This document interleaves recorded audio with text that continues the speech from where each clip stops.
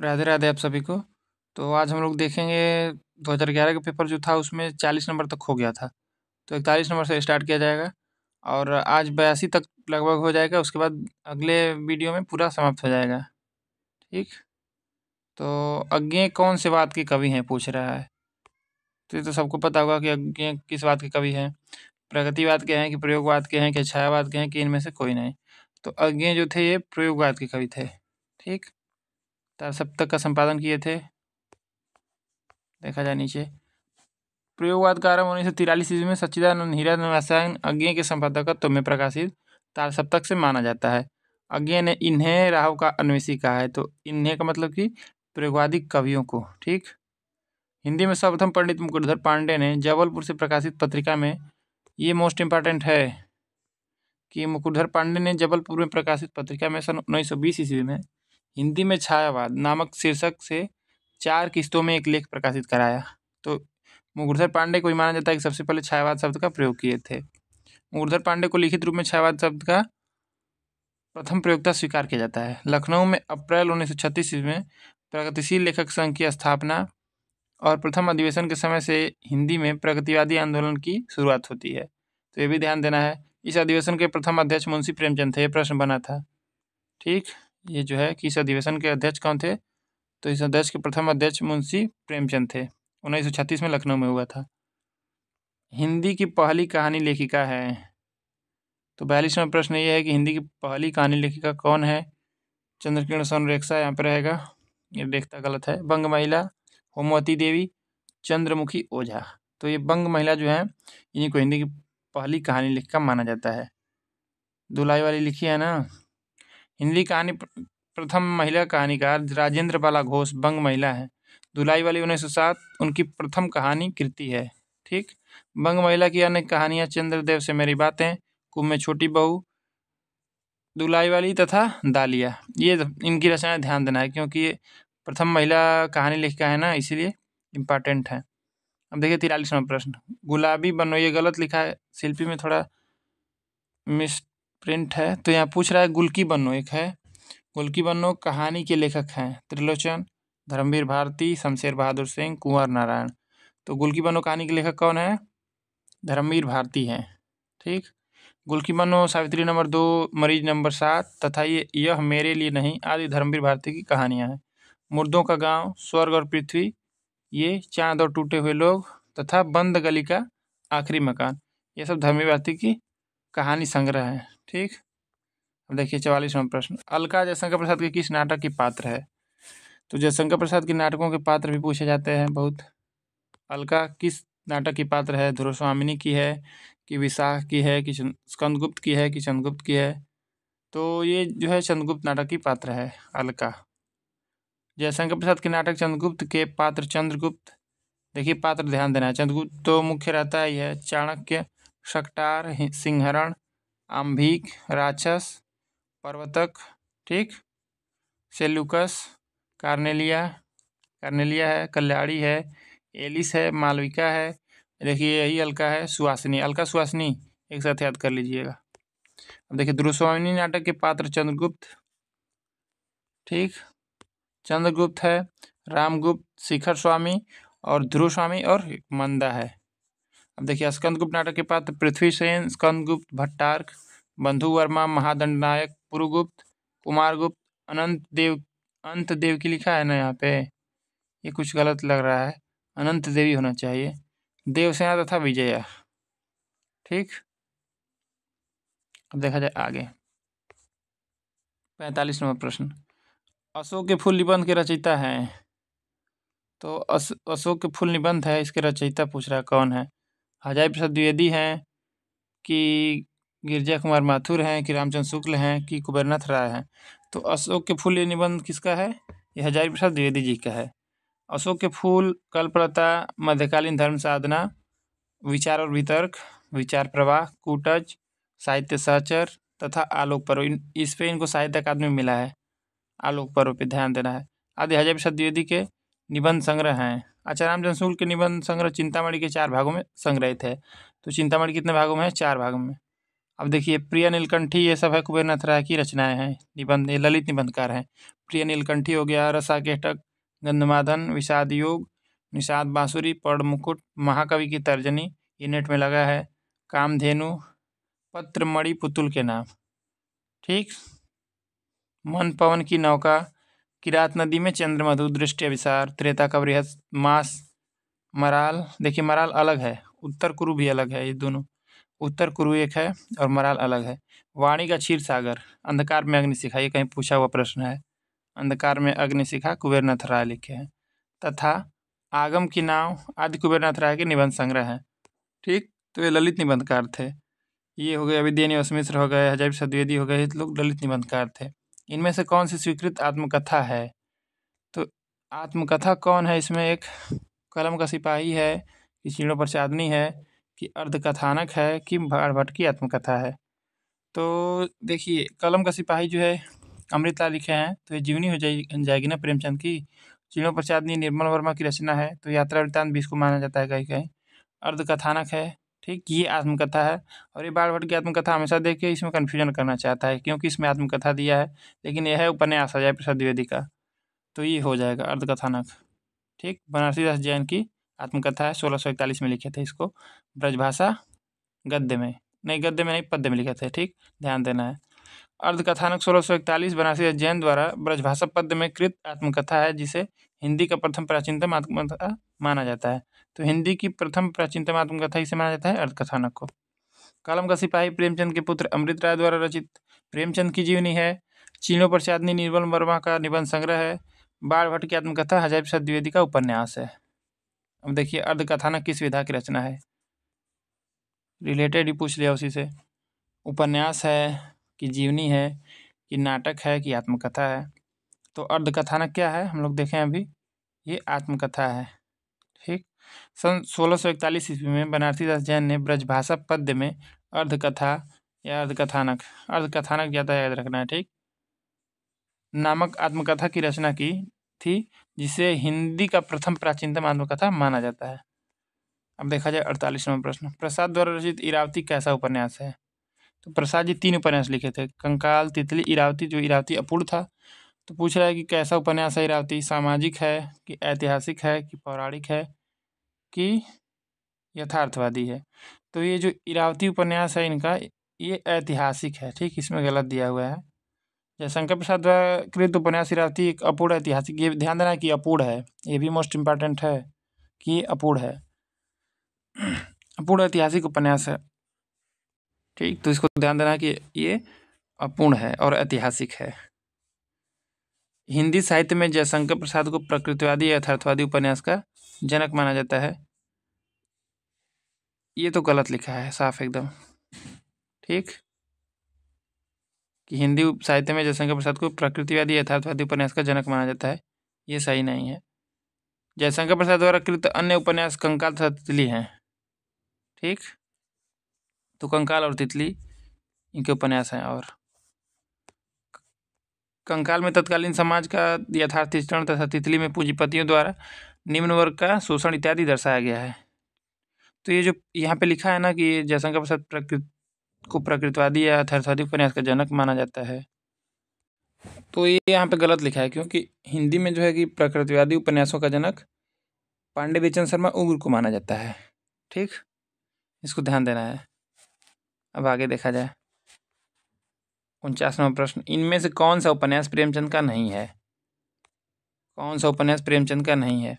गोदान है, सेवा सदन, कर्मभूमि, शेखर एक जीवनी। तो सब ये तो है ही, गोदान, सेवा सदन, कर्मभूमि ये सब है। शेखर एक जीवनी ये अज्ञे जी का उपन्यास है।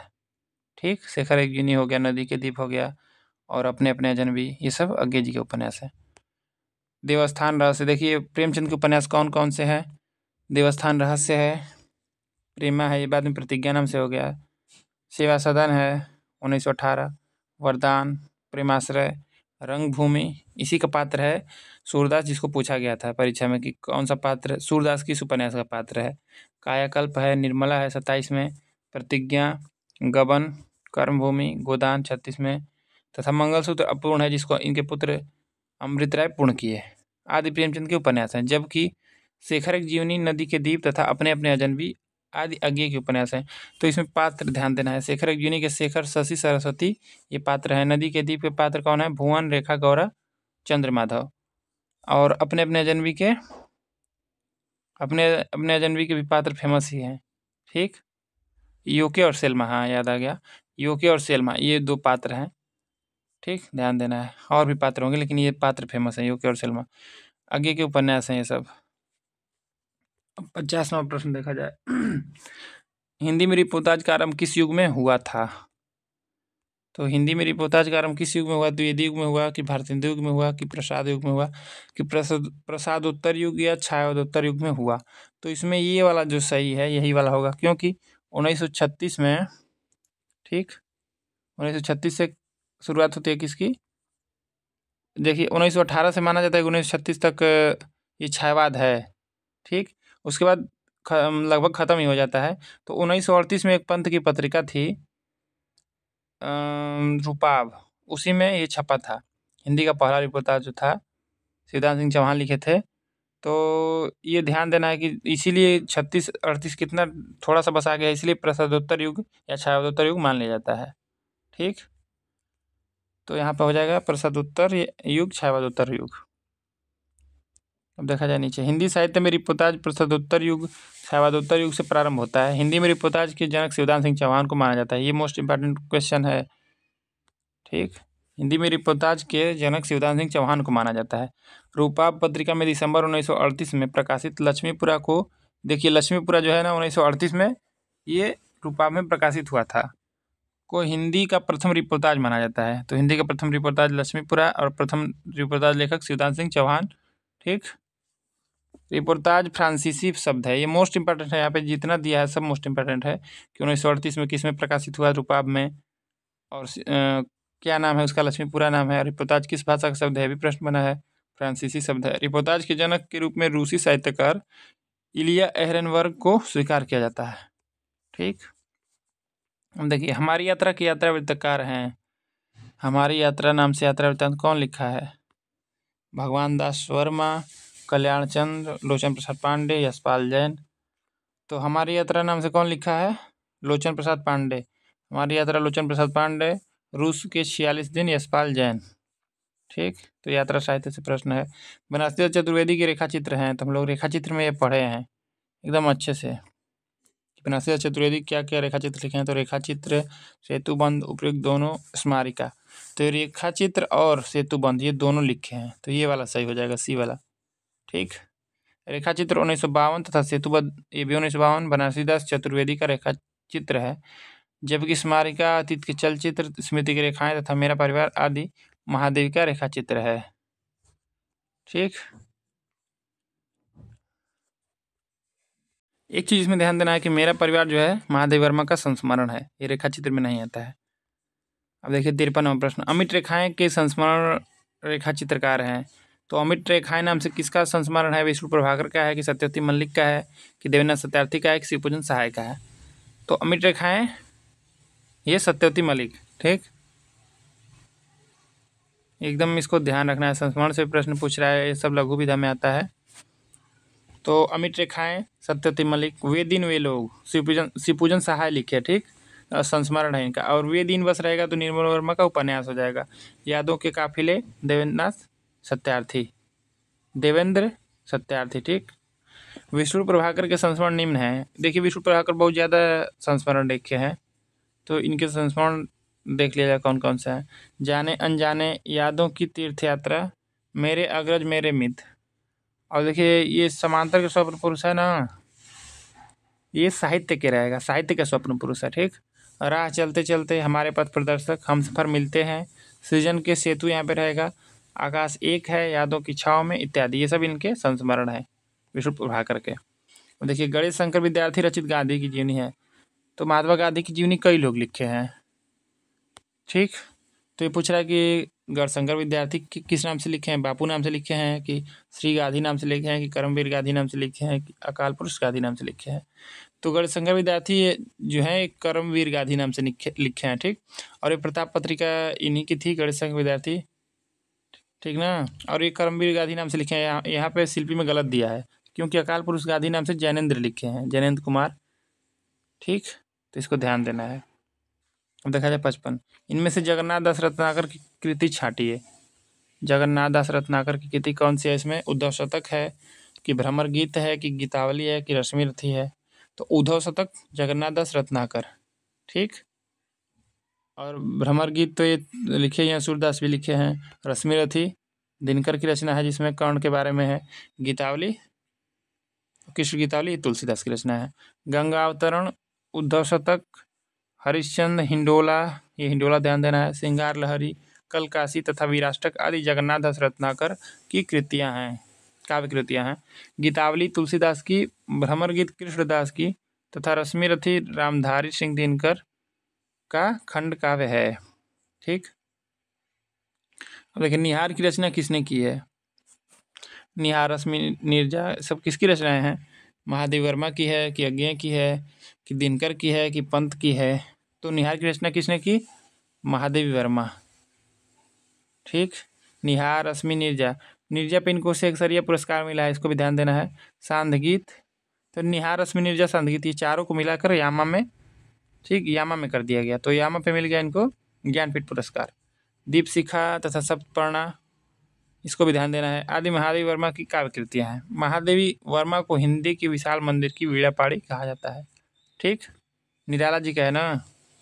महादेवी वर्मा कृति यामा 1940 में उनके निहार, रश्मि, नीरजा और सांध्य के महत्वपूर्ण गीतों का संकलन किया गया है। यामा पर महादेवी वर्मा को भारतीय ज्ञानपीठ पुरस्कार प्राप्त हुआ। अब देखिए शिवराज भूषण के रचयिता का कवि कौन है? तो एक पूछा था प्रश्न, शिवराज भूषण में कितने अलंकारों की व्याख्या है, कितने अलंकार दिए हैं उसमें। तो यहाँ पे पूछ रहा है शिवराज भूषण के रचयिता का कवि, यहाँ पे शिवराज भूषण के रचयिता पूछना चाहिए कि रचयिता कौन है। तो घनानंद, बिहारी, पद्माकर, भूषण। तो शिवराज भूषण नाम से अलंकार ग्रंथ किसका है? भूषण का है, ठीक। जिसमें 105 प्रकार के अलंकारों का वर्णन है, शिवराज भूषण। तो भूषण शिवाजी के आश्रम में रहते थे ना, और छत्रसाल बुंदेला। हम देखा जाए 58 नंबर, अच्छा इसमें दिया है शिवराज भूषण शिवा बावनी, छत्रसाल दशक, भूषण उल्लास, दूसर उल्लास तथा भूषण हजारा आदि भूषण की काव्य कृतियाँ हैं। बिहारी की एकमात्र रचना बिहारी सतसाई है। तो बिहारी सतसाई में कितने दोहे हैं ये भी ध्यान देना है। 719 दोहे हैं, ये भी पूछ लेता है प्रश्न। अलग अलग लोग माने हैं लेकिन 719 ज़्यादा मान्य है। हिम्मत बहादुर बिरदावली, पद्माभरण, ठीक। जगत विनोद, प्रबोध पचासा, गंगा लहरी, प्रताप सिंह बिरदावली, कली पच्चीसी, राम, यहाँ पे राम रसायन जो दिया है, ठीक, ये हमको नहीं सही लग रहा है, ये नहीं होगी इनकी रचना राम रसायन, तथा अली जयप्रकाश इत्यादि पद्माकर की रचना है। इसमें कन्फ्यूजन है राम रसायन में, ठीक। और ये देखिए पद्माभरण जो है इनका अलंकार ग्रंथ है, इसको ध्यान देना है कि पूछ देगा कि इनकी पद्माकर की अलंकार, पद्माकर का अलंकार ग्रंथ कौन है, किसमें अलंकार विवेचन किया है? तो पद्माभरण में किए हैं, ठीक। अब देखिए जबकि सुजानसार, स्खलता, विरह, लीला, वियोग, वेली, कोकसार, कृपाकंद, रसकेली वल्ली तथा यमुनायस आदि घनानंद के काव्य ग्रंथ हैं। अब देखिए 58 नंबर प्रश्न, इनमें से सूरदास की कृति कौन सी है? सूरदास की कृति पूछ रहा है, इनमें से कौन सी है? कवितावली, साहित्य लहरी, गीतावली, गंगा लहरी। तो साहित्य लहरी ये किसकी कृति है? ये सूरसागर की है, सूरदास की है, ठीक। तो इनकी रचना है, सूरसागर भी है, साहित्य लहरी भी है, सुरसारावली भी है। सूरसागर, सुरसारावली तथा साहित्य लहरी सूरदास की रचनाएं हैं। वैराग संदीपनी, रामाज्ञा प्रश्न, रामलला नाछू, जानकी मंगल, रामचरितमानस, पार्वती मंगल, कृष्ण गीतावली, गीतावली, विनय पत्रिका, दोहावली, बैरवे रामायण तथा कवितावली आदि गोस्वामी तुलसीदास के काव्य ग्रंथ हैं। जबकि बेली, कृष्ण रुक्मिणी दी, पृथ्वीराज, ये यहाँ पे कुछ मिस्टेक लग रहा है, ठीक ना, इसको छोड़ दिया जाए। अब देखिए 59 नंबर प्रश्न, इनमें से कौन सी रचना तुलसीदास की नहीं है? ठीक, तो रामचरितमानस, कवितावली, गीतावली, साकेत। तो साकेत जो है रचना मैथिली शरण गुप्त की है, 1931 में लिखे। वैराग संदीपनी, रामाज्ञा प्रश्न, रामाज्ञा प्रश्न में क्या है? ये ज्योतिष ग्रंथ है, ठीक, सब पता ही होगा आप लोगों को। रामलला नाछू, जानकी मंगल, रामचरितमानस, पार्वती मंगल, कृष्ण गीतावली, गीतावली, विनय पत्रिका, इसको निबद्ध काव्य भी कहा जाता है, दोहावली, बरवे रामायण तथा कवितावली, ठीक। इसमें भी कलिकाल का वर्णन मिलता है। आदि गोस्वामी तुलसीदास की रचनाएं हैं। अब देखिए रंग में भंग है, जयद्रथवध है, किसान है, विकट भट्ट है, गुरुकुल है, साकेत, भारत भारती, झंकार, यशोधरा। तो यशोधरा इनका चंपू काव्य है, इसको भी ध्यान देना है। 1932 में द्वापर, जय भारत, विष्णुप्रिया, सिद्धराज। तो विष्णुप्रिया किस पे लिखा गया है? ये चैतन्य महाप्रभु की पत्नी थी, उन पे लिखा गया है ना। सिद्धराज हिंदू, वैतालिक तथा पंचवटी आदि मैथिली शरणगुप्त की रचना है। पंचवटी नाम से मैथिली शरणगुप्त लिखे हैं, पंचवटी प्रसंग नाम से निराला लिखे हैं, ये भी ध्यान देना है। अब देखिए 60वां प्रश्न, इनमें से कौन सा जोड़ा सही है? तो सही जोड़ा कौन है इसमें से? महादेव वर्मा निहार, मैथिली शरणगुप्त कामायनी, पंत तोड़ती पत्थर और निराला साकेत। तो इसमें महादेव वर्मा जो है निहार यही सही है, ठीक, और सब गलत है। सुमेलित सही क्या है? महादेव वर्मा निहार लिखी हैं, मैथिली शरणगुप्त साकेत लिखे हैं, और जयशंकर प्रसाद लिखे हैं कामायनी जिसमें 15 सर्ग है। सूर्यकांत त्रिपाठी निराला लिखे हैं तोड़ती पत्थर, ठीक, और पंत का लोकायतन है जिसमें इनको सोवियत लैंड पुरस्कार मिला है, ठीक। अब देखिए 61वां प्रश्न, इनमें से कौन सा जोड़ा सही है? कौन सा जोड़ा इसमें सही है? प्रिय प्रवास, हरिऔध, शांति गीत, प्रसाद, आंसू, निराला, साकेत, तुलसीदास। तो कौन सा जोड़ा सही है पूछ रहा है। तो इसमें जो है प्रिय प्रवास ये हरिऔध की रचना है, तो सबको पता होगा, ठीक। और शांति गीत महादेव वर्मा की है, आंसू प्रसाद की है, साकेत मैथिली शरणगुप्त की है। अब देखिए महाकवि भूषण की रचना है, भूषण की रचना कौन सी है? रेणुका है, चिदम्बरा है, दीपशिखा है, छत्रसाल दशक है। तो ये तो आधुनिक काल की रचना हो गई, छायावाद की, यही है छत्रसाल दशक महाकवि भूषण की रचना। शिवराज भूषण ये अलंकार ग्रंथ है। शिवा बावनी तथा छत्रसाल दशक, भूषण उल्लास, दूसर उल्लास तथा भूषण हजारा आदि कवि भूषण के काव्य ग्रंथ हैं। तो भूषण रीतिकाल के वीररस के कवि हैं। रीतिकाल में वीररस के कवि कौन है? भूषण हैं। दीपशिखा महादेव वर्मा की, चिदम्बरा सुमित पंत की। तो चिदम्बरा पे इनको कुछ पुरस्कार मिला है, ज्ञानपीठ मिला है इनको, पंत जी को। तथा रेणुका रामधारी सिंह दिनकर की रचनाएं हैं। भरत मुनि ने रस सूत्र का विवेचन अपने किस ग्रंथ में किया है? हाँ, तो नाट्य दर्पण में, नाट्यशास्त्र में, हृदय दर्पण में, उपयुक्त में से कोई नहीं।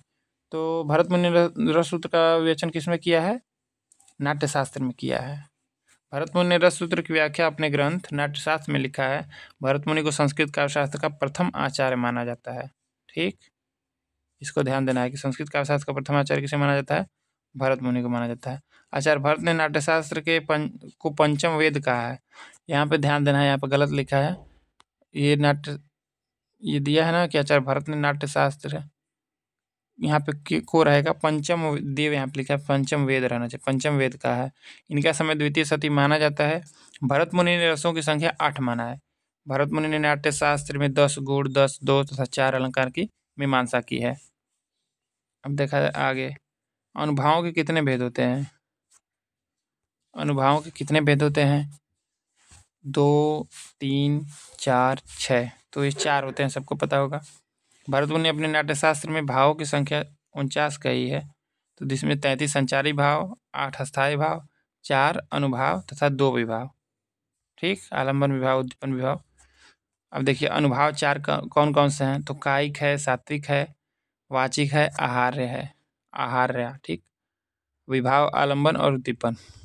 अब देखिए 65वां प्रश्न है, वीरों का कैसा हो वसंत में किस रस की सृष्टि हुई है? तो ये सुभद्रा कुमारी चौहान की ये कविता है, वीरों का कैसा हो वसंत। तो इसमें पूछ रहा है कि कौन सा इसमें रस है, वीर रस है कि श्रृंगार रस है कि अद्भुत रस है कि विभत्स रस है। तो इसमें वीर रस है, ठीक। वीरों का कैसा हो वसंत पंक्ति में वीर रस की सृष्टि हुई है। इस पंक्ति में युद्ध वीर की व्याख्या हुई है। वीर रस उत्साह नामक अस्थायी भाव जब भाव विभाव आदि के संयोग से परिपक्व होकर रस रूप में परिणत होता है तब वही वीर रस कहलाता है। अब देखिए 66वां प्रश्न, दुख ही जीवन की कथा रही क्या कहूँ आज जो नहीं कही, उपयुक्त पंक्ति में कौन सा रस है? तो ये पंक्ति किसकी है? निराला जी की है, ठीक, सरोज स्मृति से। तो इसमें रस पूछ रहा है हमसे, ये नहीं पूछ रहा है किसकी पंक्ति है। तो करुण रस है कि श्रृंगार रस है कि अद्भुत रस है कि विभत्स रस है? तो इसमें करुण रस है, ठीक। दुखी जीवन की कथा रही क्या कहूँ आज जो नहीं कही, उपयुक्त पंक्ति छायावादी कवि सूर्यकांत त्रिपाठी निराला की सरोज स्मृति से लिया गया है। उपयुक्त पंक्ति में करुण रस की व्याख्या की गई है। करुण रस देखिए करुण रस क्या होता है, इसमें यहाँ पे लिखा है किसी प्रिय व्यक्ति के चिर विरह अथवा मरण से उत्पन्न होने वाली शोक आदि भाव के परिपाक को करुण रस कहते हैं। ठीक। अब देखिए 67 नंबर प्रश्न, मेरे तो गिरधर गोपाल दूसरा न कोई, जाके सिर मोर मुकुट मेरुपति सोई। उपयुक्त पंक्ति में कौन सा रस है? तो ये प्रश्न जो है ये फाल्स है। ठीक, क्योंकि इसमें दिया है क्या क्या दिया है, श्रृंगार रस दिया है तो ये होगा नहीं, भास रस तो होगा नहीं, शांत रस होगा नहीं, और कृष्ण रस कोई रस नहीं है। तो इसमें भक्ति रस दिया होता तो हम लोग लगा देते, लेकिन गलत हो जाएगा प्रश्न ये। ठीक, मेरे तो इसमें जो पंक्ति है उपयुक्त पंक्ति में रस से संबंधित है, तो इसमें भक्ति रस है। ठीक, ये ध्यान देना है कि मीराबाई के पदों में ज़्यादातर भक्ति रस है, भक्ति रस ही है, श्रृंगार रस नहीं लगाया जाएगा।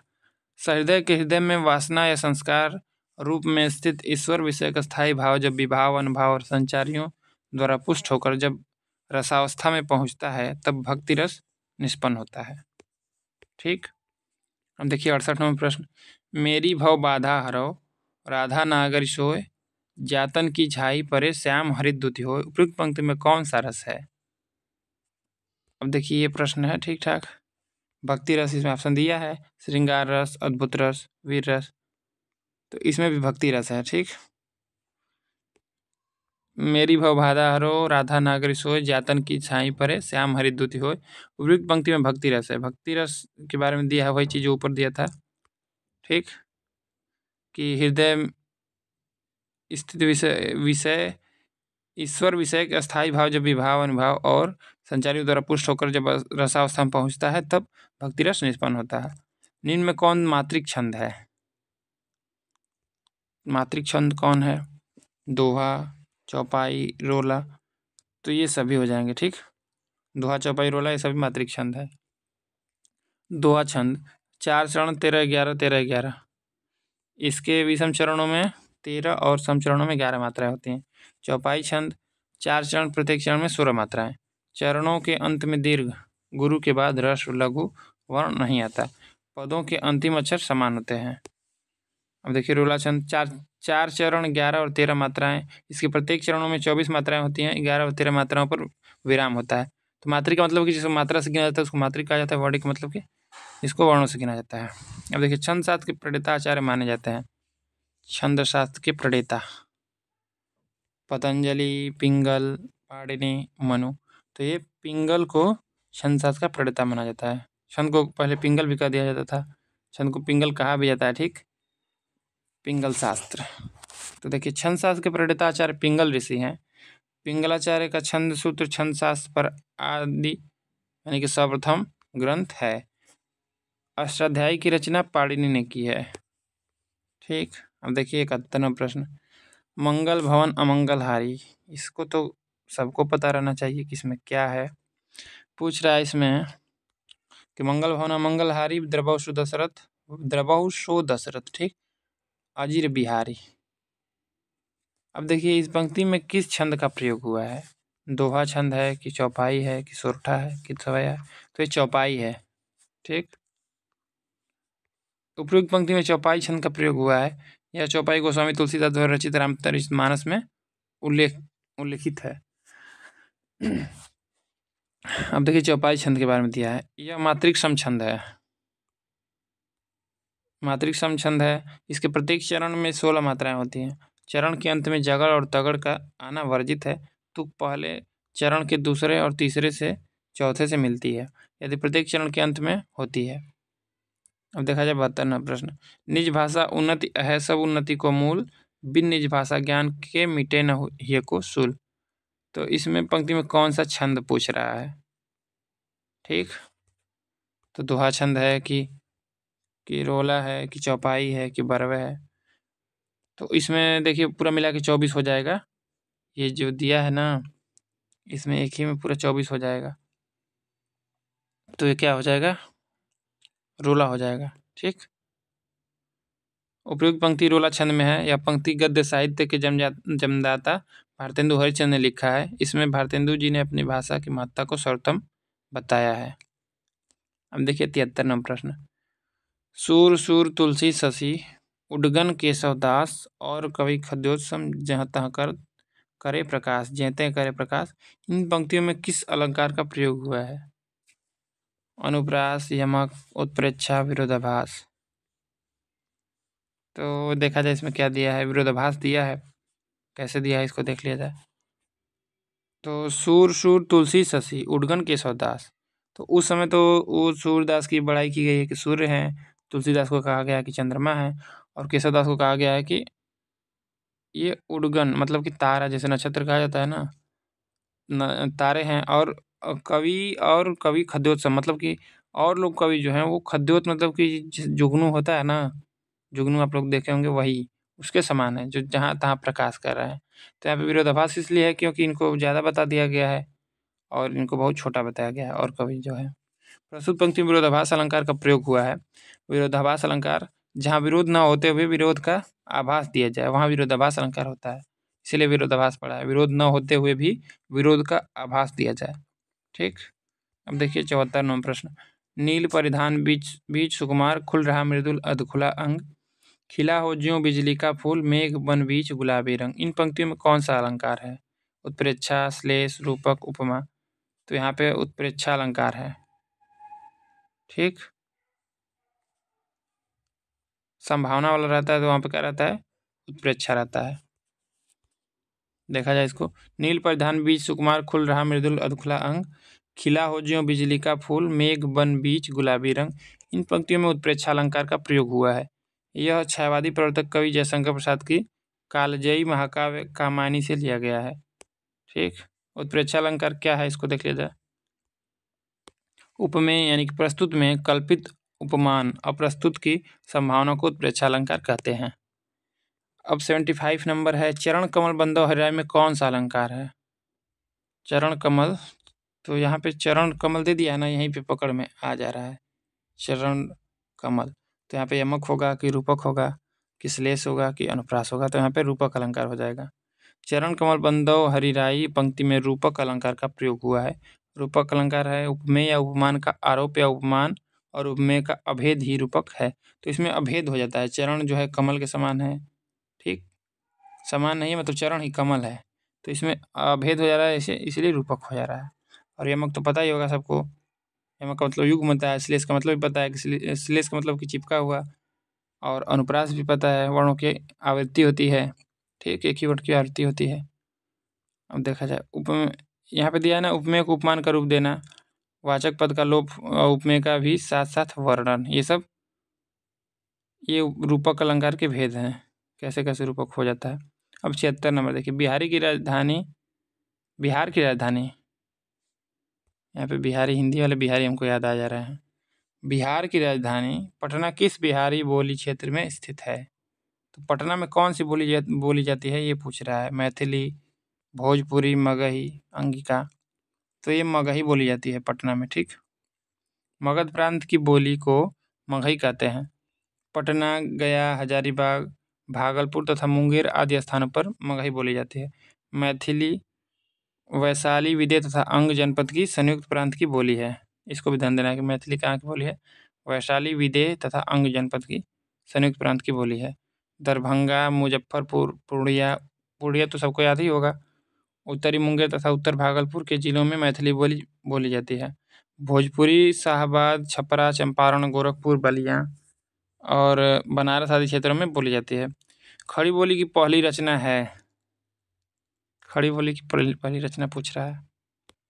प्रेम सागर है कि नासिकेतोपाख्यान है कि ढोला मारो दुहा है कि आशिका है? आशिका ये कुछ दूसरा रहना चाहिए था क्या यहाँ पे? तो खड़ी बोली की पहली रचना यहाँ पे प्रेम सागर को दिया है। ठीक, लल्लू लाल जी की जो रचना है, तो उसको देखा जाए। हिंदी साहित्य में अमीर खुसरो को हिंदी खड़ी बोली का आदि कवि कहा जाता है। अमीर खुसरो की रचनाएं पहेलियाँ, मुकरियाँ, दो सुखने, गजल, नूर से सी मेहर, ये कुछ समझ में नहीं आ रहा है। आशिका, किरान, उस सादेन आदि है। ठीक ना, तो यहाँ पे आशिका जो दिया है यही चीज़ यहाँ पे गलत कुछ दे दिया है, चाहे ये अमीर खुसरो की रचना बता रहा है इसको। ठीक, आशिका तो खड़ी बोली की पहली रचना आशिका को मान रहा है। ठीक है, तो यहाँ पे ये जो दिया है खड़ी बोली की पहली रचना है, तो ये प्रेम सागर ही सही होगा क्योंकि शुक्ल जी इसी को माने हैं। ठीक, तो प्रेम सागर को ध्यान देना है। खड़ी बोली की पहली रचना प्रेम सागर। और हिंदी के खड़ी बोली का प्रथम कवि पूछेगा तब इनको बताया जाएगा अमीर खुसरो को, ठीक, कन्फ्यूजन नहीं होना है। देखा जाए आगे ये खड़ी बोली, इसे खड़ी बोली, ये प्रेम सागर जो है 1910 ललितलाल की रचना है तथा इसे खड़ी बोली की पहली रचना माना जाता है। नासिकेत उपाख्यान, इसको चंद्रावली भी कहा जाता है, सदल मिश्र की रचना है जो यजुर्वेद के आधार पर कठोपनिषद में वर्णित नचिकेता की कथा को आधार बनाकर खड़ी बोली में गद्य में है। ढोला मारो दुआ 11वीं शताब्दी में कुशल राम, देखिए कुशल राम लिखा है ना, कहीं कुशल लाभ भी रहता है, नामक कवि द्वारा रचित एक प्रसिद्ध प्रेम काव्य है। अब देखा जाए 78 नंबर प्रश्न, पश्चिमी हिंदी के अंतर्गत कौन सी बोली नहीं आती है, ठीक, तो छत्तीसगढ़ी, कौरवी, बुंदेली, ये छत्तीसगढ़ी 2 बार दे दिया है, यहाँ पे कुछ मिस्टेक कर दिया है। पश्चिम हिंदी के अंदर कौन सी बोली नहीं आती है पूछा है। तो ये जो है यहाँ पे प्रश्न ही हमको यफ लग रहा है, क्योंकि छत्तीसगढ़ी 2 बार दे दिया है और छत्तीसगढ़ी पूर्वी हिंदी में आती है, ठीक। तो पश्चिमी हिंदी के अंदर कौन सी बोली नहीं आती है, तो एक ध्यान देना है कि पश्चिमी को छोड़ दिया जाएगा तो पूर्वी हिंदी बचेगी। तो पूर्वी हिंदी में कौन-कौन सी बोली आती है, अवधी, बघेली, छत्तीसगढ़ी, ठीक। तो इसमें छत्तीसगढ़ी होना चाहिए लेकिन 2 जगह दे दिया है। अच्छा हाँ, देखिए यहाँ पे थोड़ा-सा हम भी ध्यान नहीं दिए हैं। ये प्रश्न जो है इसमें छत्तीसगढ़ दिया है, छत्तीसगढ़ी दिया है, तो इसको एकदम समझ लीजिए कि दिमाग हिला दिया तुरंत। यहाँ पे छत्तीसगढ़ दिया है, इसको ध्यान देना है हम लोगों को। तो ये छत्तीसगढ़ बोली नहीं है, छत्तीसगढ़ी है, तो ये वाला सही हो जाएगा, ठीक, छत्तीसगढ़ी। देखिए खड़ी बोली ब्रजभाषा, हरियाणवी, बुंदेली तथा कन्नौजी पश्चिमी हिंदी उपभाषा की बोलियाँ हैं, जबकि अवधी, बघेली तथा छत्तीसगढ़ी पूर्वी हिंदी उपभाषा की बोलियाँ हैं। तो यहाँ पे ध्यान यही देना है कि छत्तीसगढ़ दोनों जगह छत्तीसगढ़ नहीं है, छत्तीसगढ़ी है और यहाँ पे छत्तीसगढ़ है। तो ऐसे भी दे देगा तो कन्फ्यूजन हो जाएगा, लेकिन छत्तीसगढ़ी बोली है ना, छत्तीसगढ़ थोड़ी बोली है, तो ये सही हो जाएगा ये वाला, ठीक। अब देखा जाए पश्चिमी हिंदी की कितनी बोलियाँ हैं, पश्चिमी हिंदी में कितनी बोलियाँ हैं, 5 बोलियाँ हैं। तो ऑप्शन क्या दिया है, 3, 4, 2, 5। हिंदी भाषा बोलियों की संख्या पश्चिमी हिंदी में 5 है, पूर्वी हिंदी में अवधी, बघेली, छत्तीसगढ़ी 3, राजस्थानी में 4, पहाड़ी हिंदी में 2, बिहारी में 3, मैथिली और मगही और भोजपुरी। बनाफरी किसकी उपबोली है, बनाफरी किसकी उपबोली है पूछ रहा है, बुंदेली की है कि छत्तीसगढ़ी, बघेली, कन्नौजी। तो ये बुंदेली की है, ठीक, बनाफरी बुंदेली उपबोली है बुंदेली की। बुंदेली पश्चिमी हिंदी भाषा की बोली है। बुंदेली की एक उपबोली बनाफरी, पावरी, लोधांती, निभट्ठा आदि है। छत्तीसगढ़ी बोली की उपबोली खलटाई, लरिया, ये ध्यान देना है।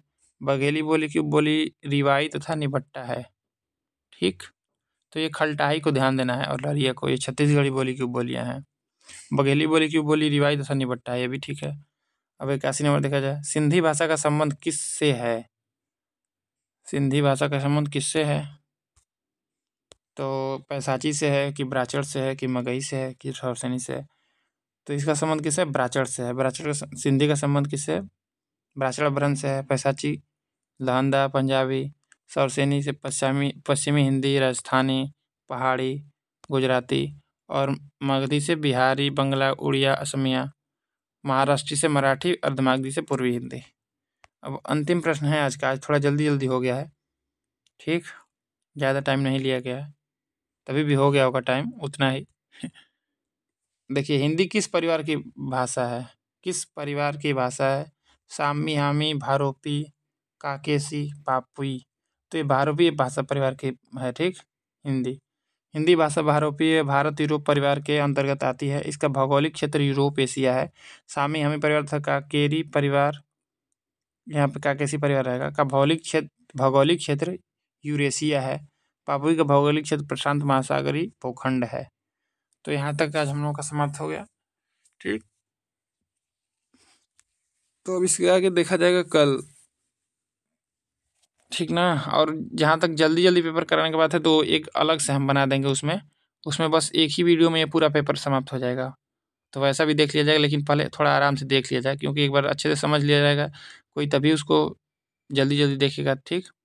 तो पहले उसको एकदम विस्तृत पढ़ लिया जाए, उसके बाद जब पूरा हो जाएगा पेपर तो हम एक वीडियो में बस एक पेपर वाला बना देंगे, जिसमें बस प्रश्न और आंसर रहेगा, ठीक ना। ऑप्शन बस चारों पढ़ा जाएगा, आंसर पढ़ा जाएगा और आगे व्याख्या ज़्यादा नहीं किया जाएगा, ठीक। तो आप सबको जुड़ने के लिए धन्यवाद।